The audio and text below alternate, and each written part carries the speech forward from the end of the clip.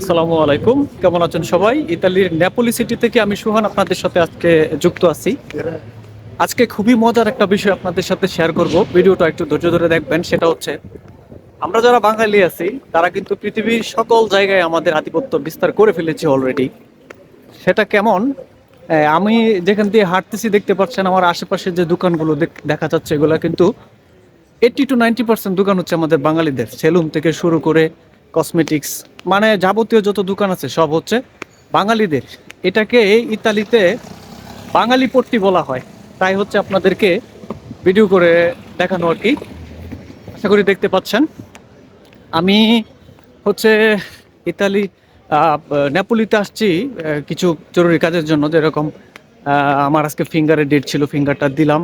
চিন্তা করলাম নেপোলি একটু বড় শহর, এখান থেকে একটু মাছ মাংস কিনবো, এই কারণে আসা আর কি। আর এখন বাঙালি পট্টিতে আসার পিছনে মেন রিজন হচ্ছে আমি এখানে খাবো। এখানে বাঙালিয়ান খাবার পাওয়া যায়, ধরেন কাচ্চি, তারপরে হচ্ছে বিরিয়ানি, মানে আমাদের বাঙালির যে ঐতিহ্যবাহী খাবারগুলো আছে এখানে আপনি যে কোনো ধরনের খাবার পাবেন, এবং যে কোনো ধরনের কসমেটিক্স বা স্টার সিগারেট থেকে শুরু করে সবকিছু আপনারা এখানে পাবেন। মূলত এখানে হচ্ছে এই কারণে হচ্ছে আসা। তো আশেপাশে দেখতেই পাচ্ছেন, এগুলো কিন্তু সব আমাদের বাঙালি ভাইদের দোকান, ঠিক আছে।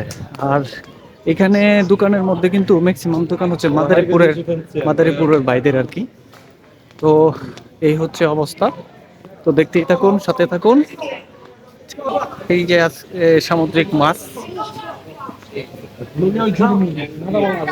এগুলো হচ্ছে সামুদ্রিক মাছ। আমরা মূলত একটা রেস্টুরেন্টে আসছি, কোজি। এই যে এই রেস্টুরেন্টটা কিন্তু আমাদের বাংলাদেশে, ঠিক আছে। কাচ্চি আমার একটা, আমরা সাথে আরো তিনজন আছে, ওনারা কি বলে একটু ডিসিশন নিয়ে আপনাকে জানাচ্ছি, হ্যাঁ? ওকে। 6 কেজি ওজনের একটা টুনা মাছ নিলাম।